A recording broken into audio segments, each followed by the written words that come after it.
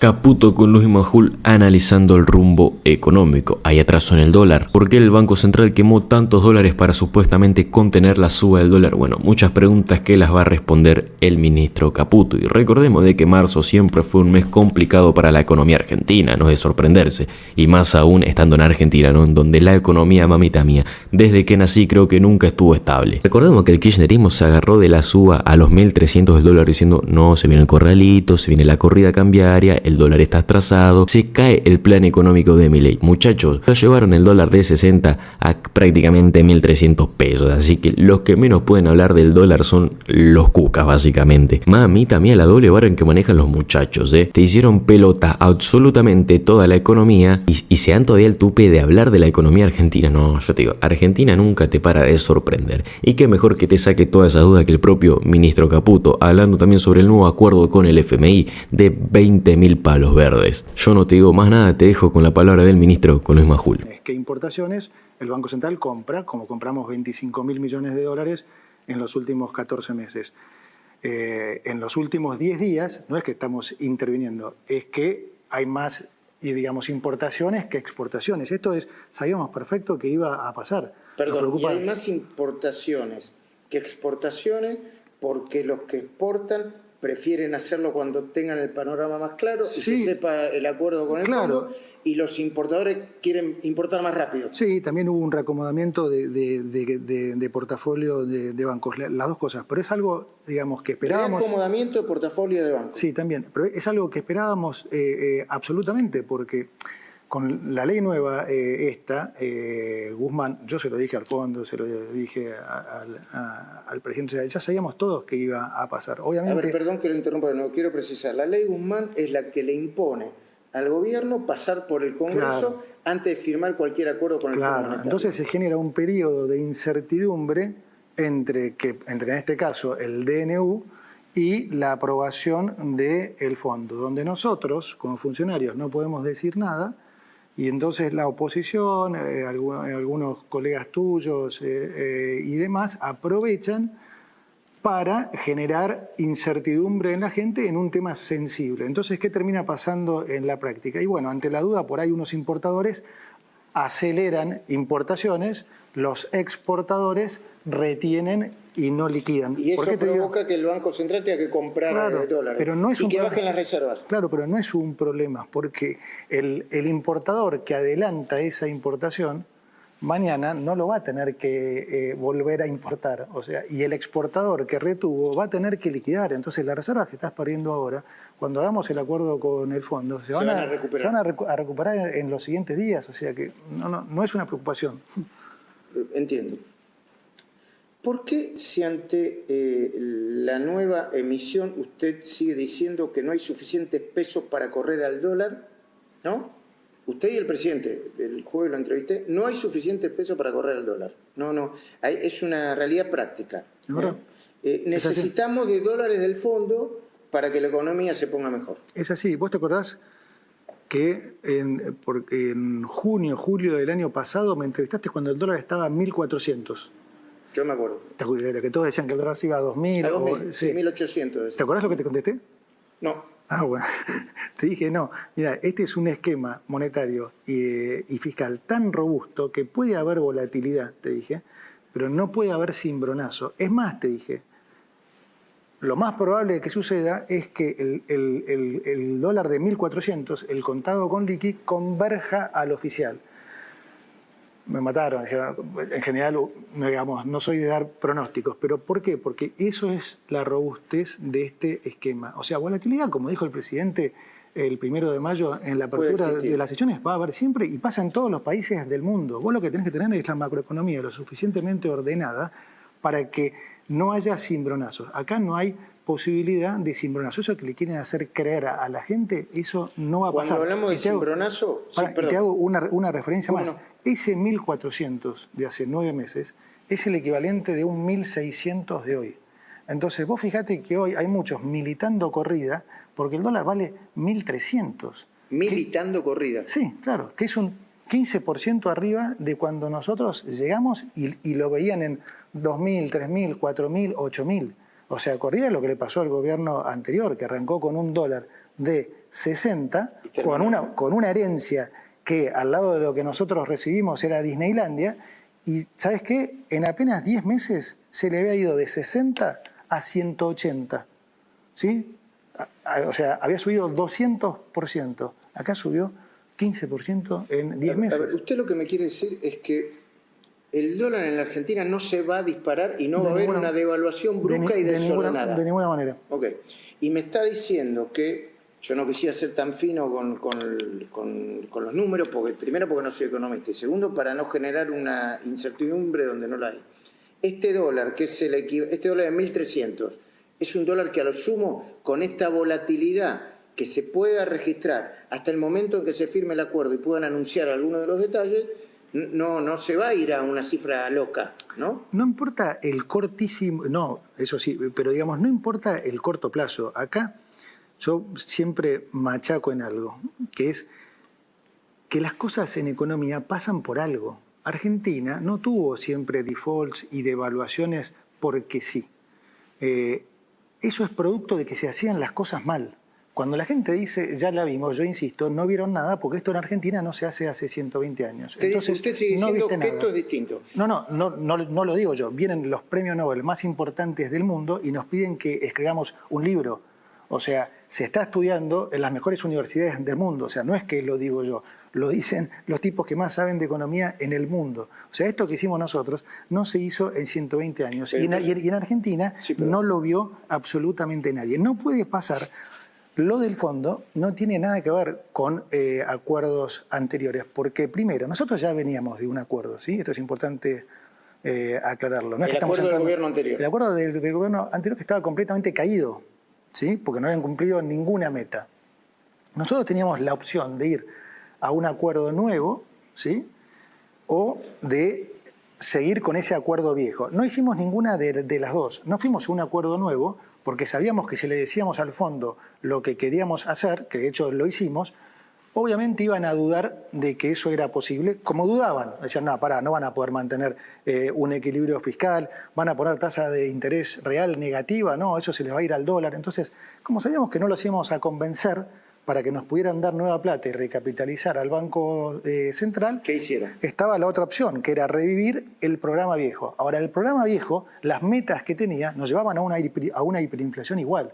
Entonces, nosotros nos pusimos metas mucho más fuertes, mucho más ambiciosas. Este es un programa que habíamos diseñado estando en el sector privado y lo llevamos a la práctica desde el primer día. Perdón, ministro, usted dice, y la propuesta es ir a este acuerdo con equilibrio fiscal, eso, o con superávit fiscal. Claro, te digo lo que terminó. ¿Qué distinto sería? ¿Qué fue lo que pasó en la práctica? Nosotros llevamos a la práctica nuestro propio programa y le fuimos mostrando al fondo y al mundo que teníamos razón, que todos los que pensaban que era imposible que mantuviéramos el equilibrio fiscal era posible, que bajáramos la inflación era posible, que no devaluáramos era posible. Entonces, para septiembre-octubre le dijimos al fondo, nosotros podemos continuar con nuestro programa o ustedes pueden subirse, darnos una mano y, digamos, acelerar el proceso este.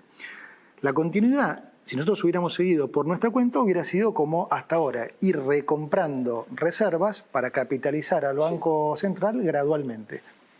Siendo al fondo, la diferencia está en que ahora... Lo hace más rápido. Claro, en que lo hacemos más rápido. Ahora no es deuda nueva. Estamos reemplazando lo que hizo el kirchnerismo allá por el 2011, 12, 13, 14, que emitía letras intransferibles, ¿sí? Para sacarle los dólares al Banco Central, ¿sí? Entonces vos tenés el banco... Y le devolvía papelitos. Y le mandaba papelitos. Le daba un papelito que decía una letra intransferible, que el Banco Central no la puede monetizar, es intransferible, o sea... No puede hacer nada con eso. Y cómo quedaba el balance en ese momento y a posteriori del Banco Central. El balance del Banco Central es importante entenderlo porque los pesos que el Banco Central emite es la deuda con la gente, ¿sí? Como diría bien el profesor de Pablo, cumplir con ese compromiso es un tema moral. Y eso es lo que la política despreció siempre. Entonces, ¿qué hizo el kirchnerismo en su momento? Le sacaba el respaldo a esos pesos. le sacaba todos los dólares, se les llevó 120.000 millones de dólares. A ellos que les gusta medirlo en términos de acuerdo con el fondo, llegaron 3 acuerdos con el fondo. Y por otro lado, como tenía déficit, emitía pesos a mansalva. Entonces cada vez había más deuda y cada vez había menos respaldo. Al punto que cuando llegamos nosotros, había casi cuatro bases monetarias en pasivos, es decir, había una sobreabundancia de pesos única, imprimieron 13 puntos de producto en el último año, y ya no es que no había reservas en el Banco Central, había reservas negativas. Entiendo. Y además debíamos 40.000 millones, el Central debía 40.000 millones de dólares a importadores. Entonces, lo que es importante entender es que ¿por qué hay que recapitalizar al Banco Central? Porque ese es el respaldo contra la deuda. Para hacer más fuerte el peso. Claro, vos tenés pesos, vos querés, o sea, sentido común, vos tenés pesos. ¿Crees que haya respaldo de tus pesos o no? Sí. Obvio, es lo que querría todo el mundo. Eso es lo que estamos haciendo. Sí, porque gano en pesos. Obvio, eso es lo que estamos haciendo. Estamos, entonces, dando vuelta a esa operación que hizo el kirchnerismo. Estamos recomprando esas letras intransferibles, honrando esa deuda y volviendo a ponerle dólares al Banco Central para que tengan respaldo a los pesos. Ministro, esto no forma parte de la economía práctica ni de los números, y es el miedo ancestral que tenemos los argentinos, que cada tanto, y cada vez que le vamos a pedir plata al fondo, tarde o temprano después vuelve un golpe o sube el dólar, claro, o el corralito, o el plan Bonex. Entonces hay un miedo que entiendo que el kirchnerismo en general y Cristina en particular agita eso. Obvio. Y comprende eso. Y eso genera volatilidad también. Obvio, ellos generan eso en los dos sentidos. Lo generan cuando son gobierno, porque te dejan siempre un banco central absolutamente desestabilizado. A Macri le pasó lo mismo, no tanto como al presidente Milei, pero sí en una gran medida. Y después, cuando no están, lo agitan, porque saben que es un tema sensible para la gente. Entonces sí, es lo que hacen, correcto. Hablando de Juan Carlos de Pablo, el viernes yo lo entrevisté y me dijo, si yo estuviera asesorando clientes en este momento, les diría que no tomen las decisiones en base a un salto devaluatorio. Eso fue lo que hizo.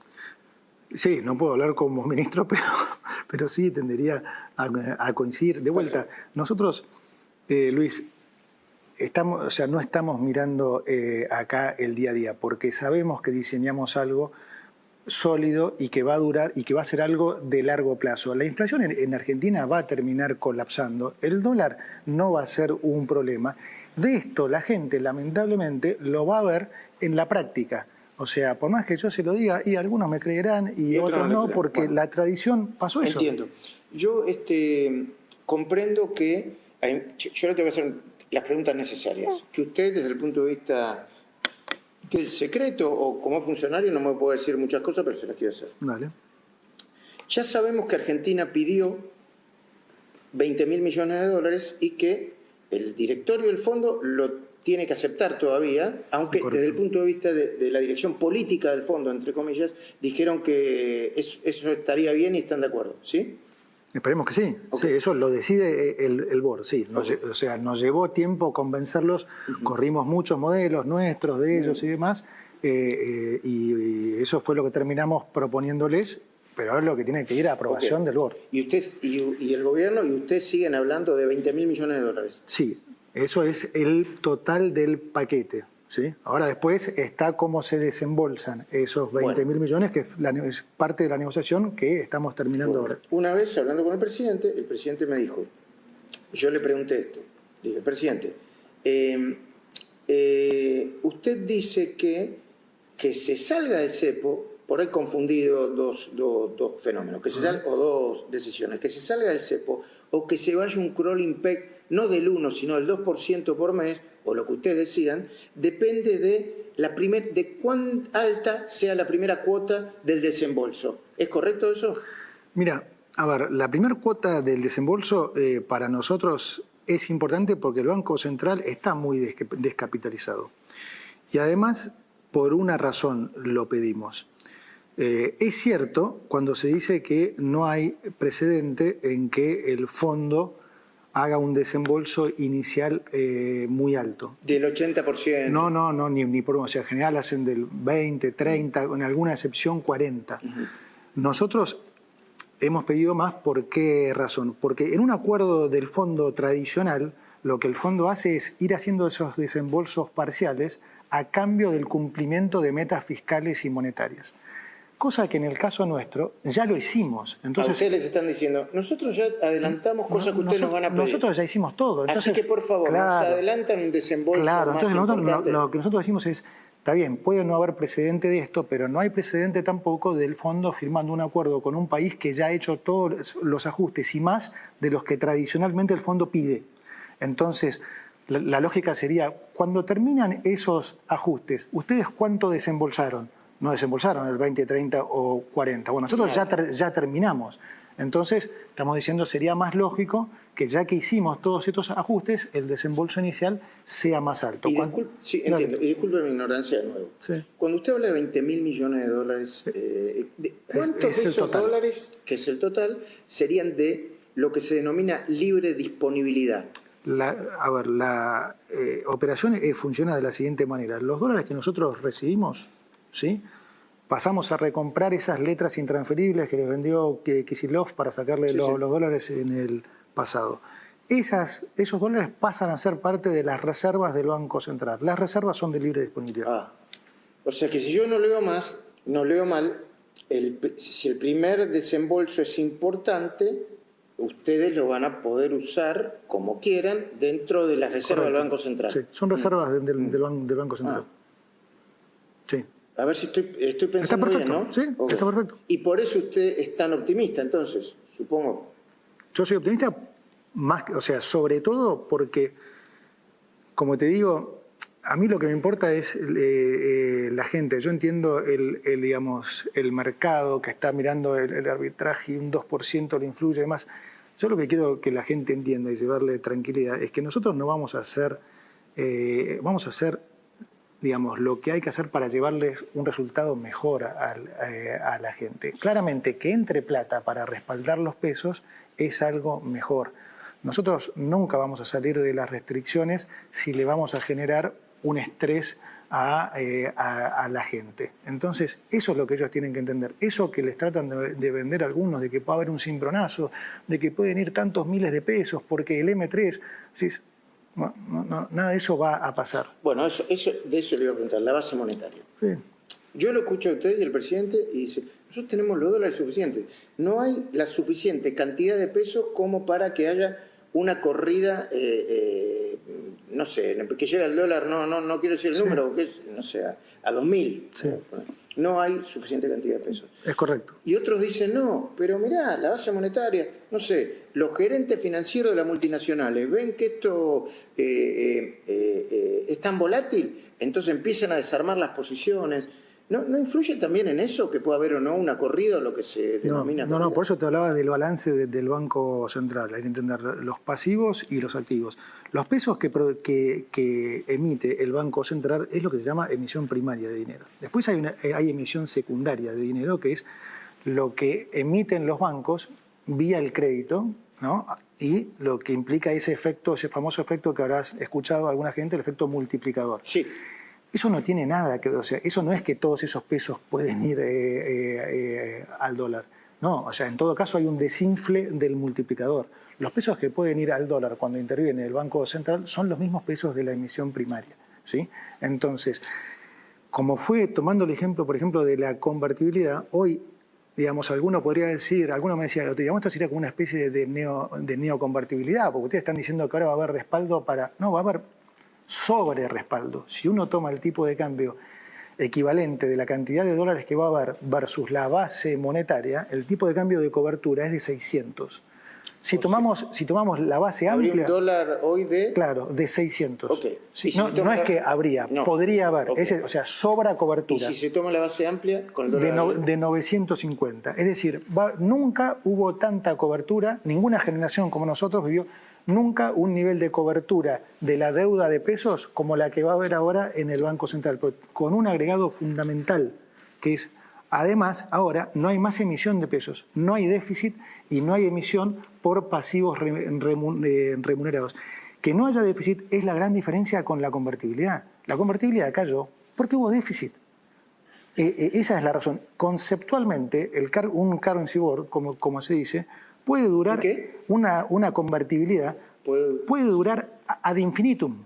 No está mal. Si hay equilibrio fiscal. Obvio, la convertibilidad en ese sentido podría haber durado mucho más. ¿Por qué cayó la convertibilidad? Bueno, porque hubo déficit. Entiendo. Las provincias empezaron a endeudarse con los bancos a tasas impagables del 15%.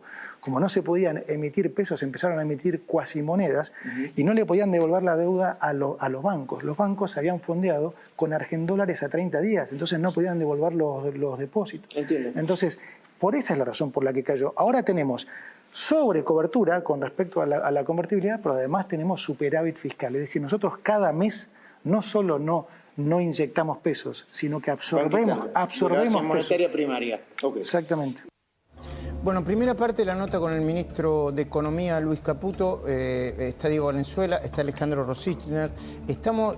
Yo pregunté si se entendía lo que decía el ministro y aparentemente se entiende. Yo, como no soy especialista en economía, siempre pregunto a quienes pueden tener más vínculo con la economía. Pero mientras estábamos haciendo la entrevista, escribió el presidente Javier Milei.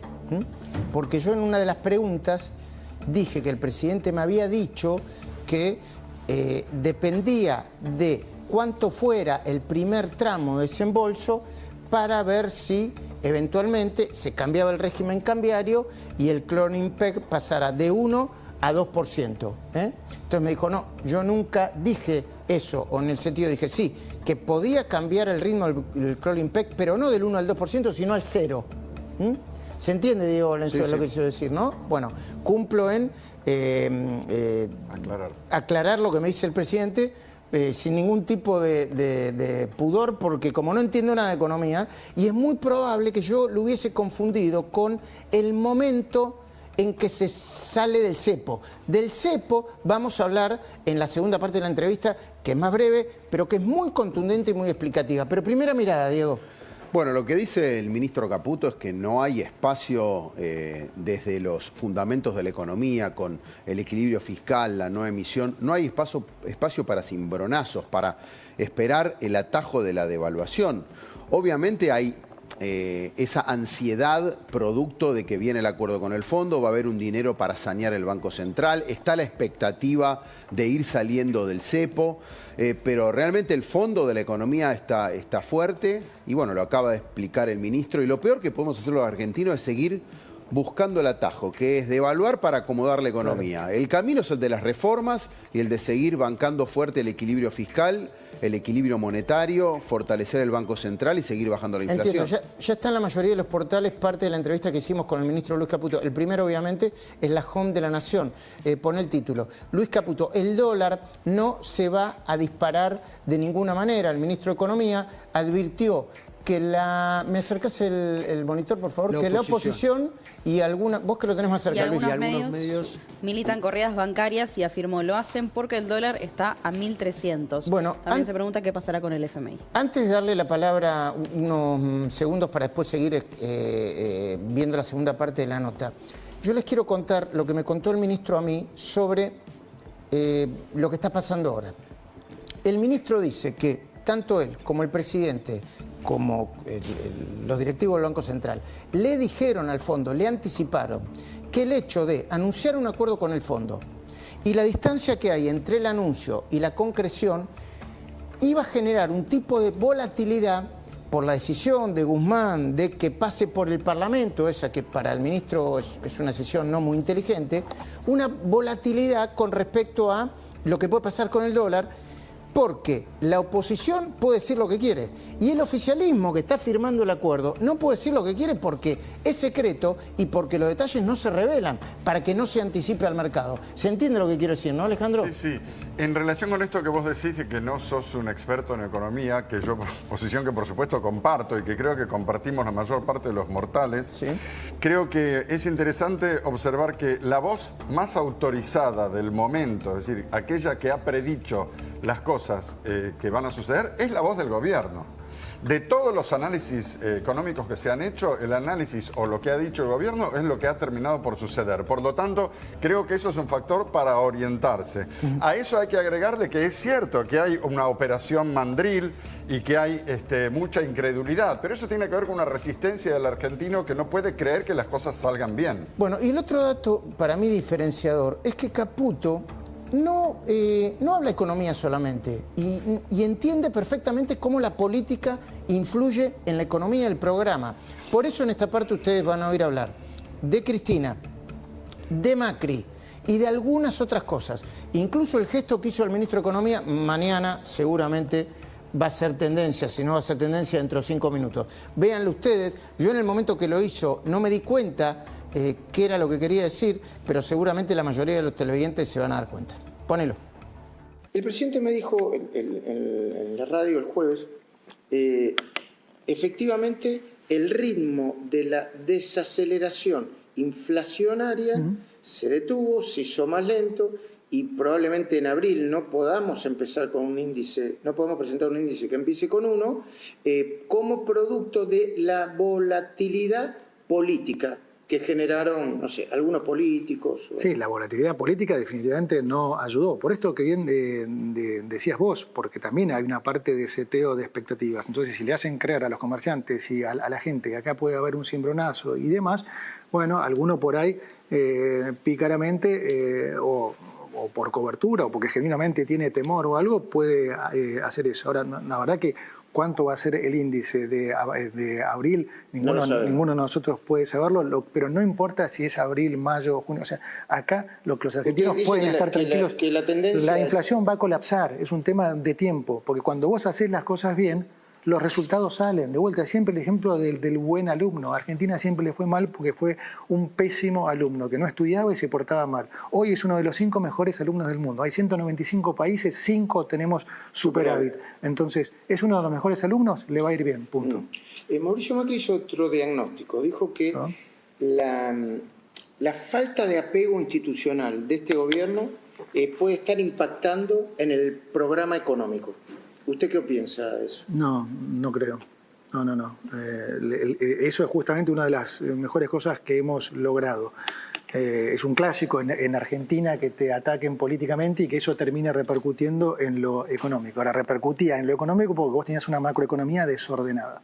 Hoy tenemos una macroeconomía totalmente ordenada. Repercute, pero no tanto, dice usted. No, repercute poco y nada. Tratan, ¿no? Porque es la especialidad del kirchnerismo. O sea, el kirchnerismo, o sea, en lo único que es bueno es en eso. Después, gobernando, ya sabemos, ¿no? Todos ellos son millonarios y la gente pobre. O sea, eso está claro. Entonces, ahora, tratando de desestabilizar, es lo único que saben hacer. Entonces, tratan de jorobar políticamente. Cada vez les cuesta más, porque justamente al estar la macroeconomía sana, esa es la solidez, como que tenemos mucho más, como si vos tuvieras las defensas bajas. Un virusito te joroba. Exacto. Ahora no. A propósito, Cristina dijo, Toto Caputo, el gran estafador serial de dólares ajenos. ¿Conoces el gesto? No. ¿Qué sería? Los jóvenes sí. ¿Qué dicen? No importa nada, se me pongo y me sale después lo otro. Pero te juro que no estoy hinchando. Perdón, en el graph no se puede poner el gesto, así que dígame qué significa eso. Bueno, mira, yo empiezo a creer que la inteligencia artificial es un fenómeno, porque ni siquiera me llegan los tweets de la ex presidenta. No la tengo bloqueada, no la tengo silenciada, y es como si ¿cómo se dice? El algoritmo. El algoritmo supiera que no me importa. O sea, ni me llegan. Se enteró, no me importa. Bueno, sí.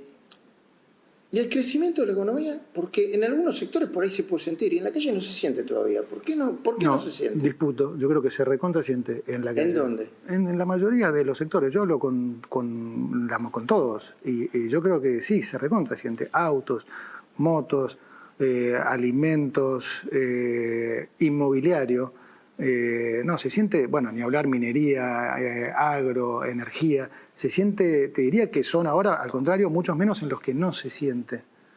Construcción, la industria pesquera, pero en la mayoría se siente. Bueno, por eso el presidente mantiene el nivel de apoyo que mantiene. No, yo creo que ya se siente. Los salarios reales subieron casi 6% desde noviembre. Desde noviembre. Siempre sector privado formal. Sí. Si tomo diciembre, 18. Desde noviembre subieron, si no me equivoco, 6% ya, en términos reales, ¿sí? Y eso es lo importante que hay que tener en cuenta. Porque mucho se dice a veces, uy, no, la gente está mal. Sí, claro, pero digamos, si uno dice esa frase suelta, pareciera como que uno tiene la culpa de que la gente está mal. No, ya venía mal, dice. No, la gente estaba mucho peor. O sea, ahora la gente está claramente mejor. No ganó el presidente, yo te digo, no ganó el presidente porque la gente estaba bien, sin un partido, sin plata, sin financiamiento, sin nada. Ganó porque la gente estaba pésimo y además íbamos a estrellarnos. Hoy está mejor, obviamente no somos Suiza, o sea, estamos en un proceso no revertir 120 años en uno, pero la gente está claramente mejor y así lo reflejan los números, o sea, los salarios crecieron en términos reales. Las jubilaciones están 9% arriba en términos reales. ¿De promedio o...? 9% sin tener en cuenta el bono. Y la pobreza, ¿no? Caímos, o sea, al 30 bajamos, o sea, sacamos 10 millones de personas de la pobreza. ¿Sabes contra qué es bueno comparar eso? ¿Contra qué? Por ejemplo, contra la situación previa a la convertibilidad. Eso es comparable. Nosotros heredamos una situación económica infinitamente peor que la previa de la convertibilidad. ¿Sí? Era hiperinflación. Justamente, o sea, a eso voy. Nosotros es como que nos tocaba jugar contra el Real Madrid en el Bernabéu. A los que les tocó lidiar con eso jugaban contra el Elche de locales. Ahora, ¿qué pasó? No hubo un programa sólido en ese momento y se salió de manera desordenada porque el ajuste lo hizo el mercado. ¿Sabes cuánto cayeron los salarios al año de ese ajuste del mercado? ¿De convertibilidad? Sí, de la salida de la convertibilidad. No. Se cayeron 24% en términos reales. Lo que yo te dije que con nosotros ahora al año subieron 5, cayó 24. ¿Sabes cuánto cayeron en dólares? ¿Cuánto? 60. O sea, el que ganaba $100 pasó a ganar 40 al año de la salida de la convertibilidad. Con nosotros el que ganaba $100 ahora gana más de 250. Bueno. Entonces, esa es la diferencia de cuando haces las cosas bien y cuando el ajuste te lo hace desordenadamente el mercado. Ok. Y la última vez que lo entrevisté, hablamos de precios siderales para la gastronomía, para los autos. Yo siempre le doy esos 3 ejemplos porque son los más notables. Y para la indumentaria. Sí. ¿Qué cambió? Los autos están bajando, ya te digo. Sí, el precio está bajando claramente. De hecho, hay un boom en venta de autos. Sí, boom. Lo que pasa es que es comparado contra el peor momento. No, hay un boom en serio. ¿De 0 kilómetros usados? Sí. Y de vuelta, los autos no es el mejor ejemplo porque los autos son más baratos que en Uruguay, algunos ya están más baratos que en Brasil y con la llegada de la competencia van a estar más baratos aún. ¿La indumentaria? El ejemplo más contundente es la indumentaria, sí. La indumentaria es un ejemplo bueno que confunde a mucha gente. Porque la realidad es esa, es que la indumentaria vale 2, 3, 4, 5 veces más. Y eso es lo que hay que cambiar. ¿Sí? Hay gente que cree que entonces hay que devaluar para convalidar esos márgenes. Yo te insisto, pero habría que bajar los impuestos, ¿no? Habría que bajar los impuestos y los márgenes. O sea, y los márgenes de ganancia. La industria de indumentaria... Te van a decir que es marxista. No, es un tema lógico. Al contrario, si ellos pueden vender a ese precio, van a vender, vos también, vos vas a maximizar lo que podés cobrar como periodista y ellos maximizan lo que pueden cobrar. O sea, si la gente se los convalida, es razonable que ellos lo paguen. Nosotros tenemos que tratar de ir a un esquema en el que bajándoles impuestos y metiéndoles competencia, ¿sí? Logramos que los precios pasen a ser más normales. Son las dos cosas que estamos haciendo. Estamos bajando impuestos y trayéndoles competencia. O sea, el precio de la indumentaria va a bajar irremediablemente. La gastronomía, que hay restaurantes que son carísimos. Pero eso es 50 dólares por persona, 60 dólares por persona. Pasa lo mismo, de vuelta. Es comparable, digamos, si vos comparás con el mismo nivel en el exterior, no es carísimo. Acá también podés comer, digamos, muy barato y si querés podés ir a un lugar y comés caro. Pero no es el mismo ejemplo que la indumentaria, no. Pero también es es, digamos, es eficientización, y eso va a seguir pasando. Nosotros tenemos que devolverles más recursos al sector privado, nosotros tenemos que bajar impuestos, y eso es lo que vamos a hacer. Nosotros vamos a seguir bajando impuestos. O sea, Luis, bajamos un montón de impuestos en un año en el que ajustamos el 30%. O sea, entonces imagínate con la economía recuperando, ¿cuánto más recursos vamos a poder devolverle al sector privado? Entiendo. Última pregunta o las últimas preguntas. Dale. Sí.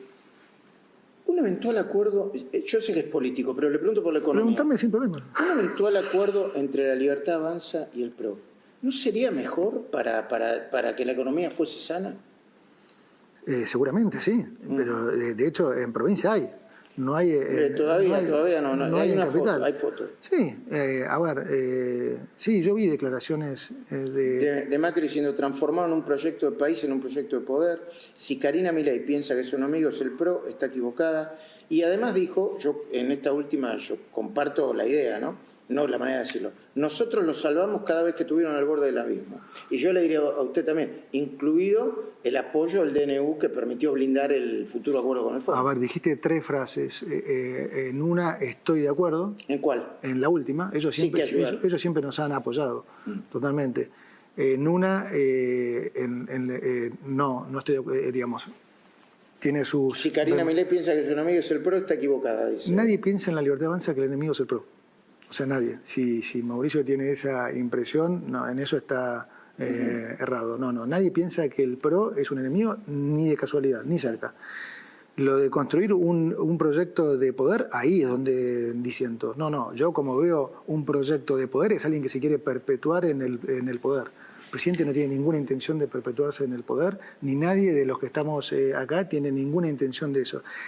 Si esa frase implica querer cambiar la política, no, ahí yo te digo que sí, claro, yo creo en eso. Yo el día que me vaya quiero que haya una renovación política. Okay. Ese cuento de que es importante hacer política y los políticos de raza y demás, hace 40 años que tenemos políticos de raza, son todos multimillonarios, no le cortás la cabeza a ninguno por menos de 100 millones de dólares. Y la gente es pobre, entonces yo no quiero eso, yo quiero al contrario reemplazar toda esa gente por jóvenes sanos, conducidos por políticos sanos. Pero eso no es un esquema de poder, eso es a lo que debiéramos aspirar todos. Y la última, el presidente cuando dice que están afectando al gobierno, lo quieren golpear, mete a los conochantas, le dice él, mandriles, a la política, al kirchnerismo, nombró a los 3 pesos pesados del kirchnerismo, Cristina Massa y Axel Kicillof, y también algunos medios que acompañan eso,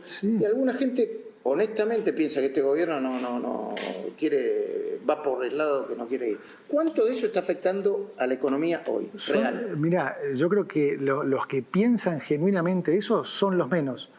Y es una obviedad, porque que estamos mucho mejor que lo que recibimos es una obviedad, y que estamos infinitamente mejor de donde la gente creía que íbamos a estar también es una obviedad. Por lo tanto, por definición, la gente debiera estar más contenta, con más esperanza, y por eso es que la gente apoya.